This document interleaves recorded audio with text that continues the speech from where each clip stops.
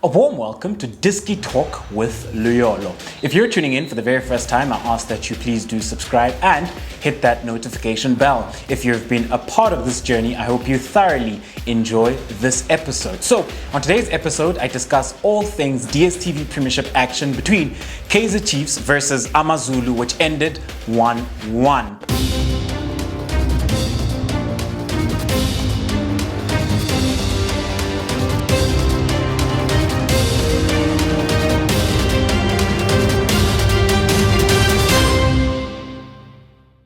So with regards to this game then, AmaZulu coming into this one, they came off the back of a 1-0 win against Baroka. So coming into this game, they would have loved to pick up 3 points and grow within the Dstv Premiership concerning their form and their consistency, and of course climb up the table by virtue of getting the 3 points. They would have loved to extend on the fine period that they're coming into, because now they're starting to find their consistency and they're starting to finish off those chances as well. And it was always a must win for them, especially considering the magnitude of the game and how Benni obviously would love to stamp his authority against the very big teams. And these type of games, the players are normally self-motivated to come up against a Kaizer Chiefs. And then when we have a look at Kaizer Chiefs coming into this one, they come off the back of a poor performance against Marumo Gallants where they drew 0-0, and they just struggled in that game in all aspects, and they were bailed out by Daniel Akpe. However, heading into the game then and how it played out to a 1-1 draw, and it was quite the controversial ending within this game. However, when we have a look at the game, AmaZulu started really well, and in the first 20 minutes, they had a very dominant spell of possession where they rotated the ball very well, and their build-up was also quite good, and they worked it well into consolidation phase where Mahaula and Keagan Dolly were very instrumental in that regard. The only issue then is that after a 20-minute dominant spell, especially in the beginning of the game, it's important that you end off that phase with a goal. But AmaZulu were not able to get that goal as they lacked final third penetration and they didn't create enough clear-cut chances. And that's when we saw Kaizer Chiefs start growing into the game, and Kaizer Chiefs had a couple of chances, clear-cut chances that they should have buried but didn't. Specifically in Keagan Dolly when Billy had slipped him in and then he failed to finish. However, it was a great save by Mothwa, who had an absolutely amazing first half. And if he didn't make those saves, Kaizer Chiefs could have easily been 2 or 3-0 up within the first half. So going then into the second half, AmaZulu came out from the break a lot more dominant, and they made their intentions very, very clear from the first whistle in the second half, because they came out a lot more aggressive. And the disappointing thing then is that when Daniel Akpe tries to play a pass, or I don't know whether he was passing or he was trying to clear the ball, but he played it straight down the middle, which is something which is not advised, especially in football. Those are just the basics, that as a goalkeeper, whenever you're clearing or trying to play a pass, always hit the wide channel. So that's vertical zone 1 on the left or go right, And if you're going to play a pass down the middle, you have to be sure, and there has to be no pressure around that player. But it was a poor ball that he plays down the middle. AmaZulu win it, and when they win it, ball goes into Ntuli. Ntuli lays it off for Keagan Dolly. Buchanan heads it into the path of Memela, and Memela finishes very well. And the issue then with that is that the whole defense of Kaizer Chiefs went to sleep, because first of all, when that ball goes into Ntuli, Eric Matoa is the one who's supposed to address Ntuli, get tight on Ntuli and make sure that he doesn't get that header away, lays it off into Keagan Dolly. And then secondly, you ask yourself, where was Unjabulo Ngobo, and where was Patucheza Nange, players that could have gotten close to the second ball. So whenever that second ball does break out, that's when you need your defensive midfielders to be alert, and then when that ball goes into the path of Memela, unfortunately, Dube's body orientation doesn't allow him to intercept that ball, because I think he was caught in two minds. Do I go or do I stay? And the difficult thing was that then when that ball goes into a Keagan Buchanan, Dube is caught into two minds. Do I go and attack the ball or do I hold my position? And then because his reading of the game and body orientation was poor, Memela then gets that ball and unmarked, and then he finishes. And then throughout the game, AmaZulu managed the game very well, where in different phases of play, they allowed Kaizer Chiefs to have the ball, but Kaizer Chiefs just couldn't penetrate in the second half. They didn't create any clear-cut chances.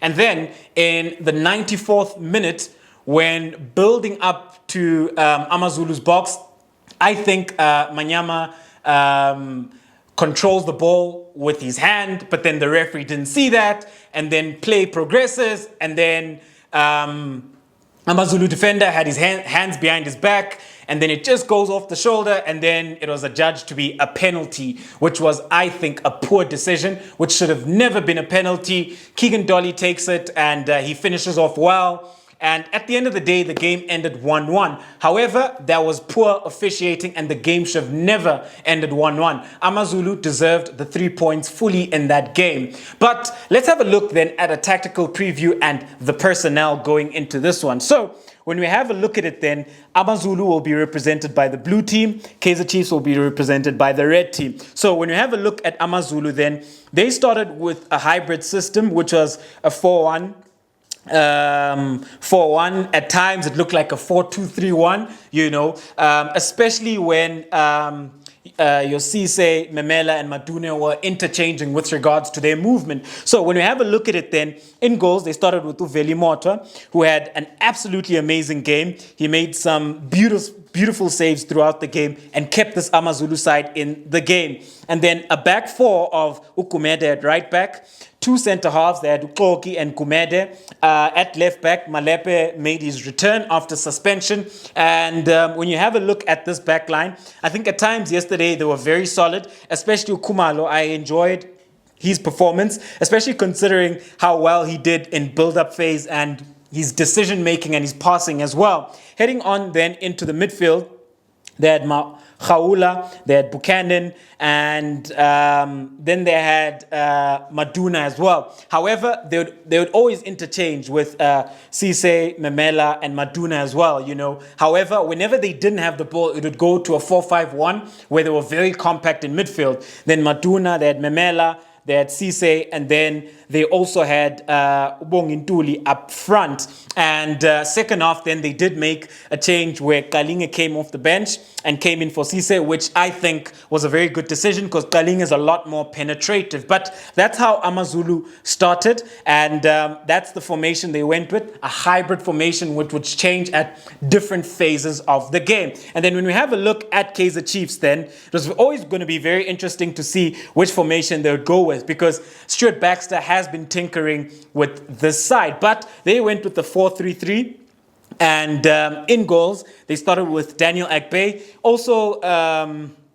Also made very important saves throughout the game and kept Kaizer Chiefs in the game. So I think both keepers actually had a very good display. However, Velimota was my man of the match, and I think he was superb on the day. And then when we have a look at the back four, then the back four they started with Blom at right back, two centre halves of Mothwa as the right-sided centre half, Dube as the left-sided centre half. At left back, they went with Frosla. And then in the heart of midfield, they started Roadblock Njabulo Ngobo as the defensive midfielder. They started Cole and Nange as the 2-8s, but at times Cole would join and become the number 10 at different phases of the game. And then the front three, they had Parker, they had Dolly, and then they had Biliat. So then when we have a look at that Kaizer Chiefs side, I was just disappointed with regards to that, because I just think that this is a type of game that you could have started with Sabelo Khatebe. So Nkosimpile Ngcobo was not available because of a tooth extraction. However, Khatebe was available for this one, and I think he would have been better suited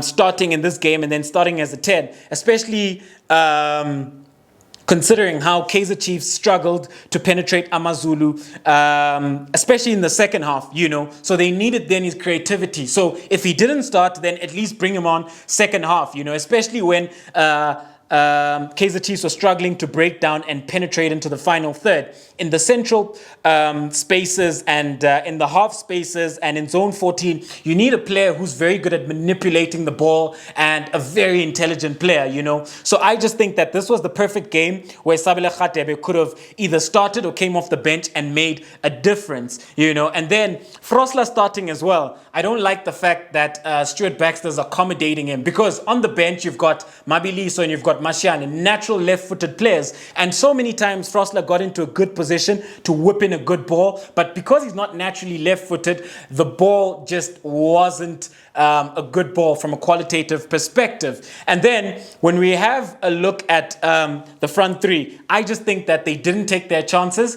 I think had they taken their chances, all three of them, I think Kaizer Chiefs could have won this game comfortably, but they didn't. And on the day, I just think that Kaizer Chiefs only played well in the first half for the last 20 minutes. But when you have a look at the second half, I think they were poor. They couldn't penetrate and they couldn't break into the final third where they could create those clear-cut chances. So the game ended then 1-1, and so AmaZulu take a point from this. I think they can draw so many positives from the game as they're starting to grow and they're finding that consistency and momentum. With Kaizer Chiefs, there's a lot to be fixed when you have a look at this Kaizer Chiefs side with regards to the personnel going forward. And when you look at Dube coming in, I think Dube had a good game with regards to the build-up play. Very comfortable on the ball. He allowed Kaizer Chiefs to build up from the back. And when you have a look at Unjabulo Ngcobo in the heart of midfield as a defensive midfielder,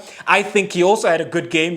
He battled well. He won balls. And he was good in midfield. Yes, at times he lost the ball and he couldn't really find his players. But those are the positives that Chiefs could take from this game. And what that did then for Kaizer Chiefs is that Dube was also able to stop a lot of those crosses and diagonal balls which were played into the corridor of uncertainty, something that Chiefs were struggling with. So going forward, Kaizer Chiefs could draw a positive from the performance of Dube and Ngcobo, hopefully putting Ngcobo as Dube's centre-back partner, because I think they had a solid game. So those are the positives for Kaizer Chiefs. Those are the positives for AmaZulu with regards to the consistency and the form that they are finding. So thank you very much for tuning in to yet another special episode of Dstv Talk with Luyolo. Signing out.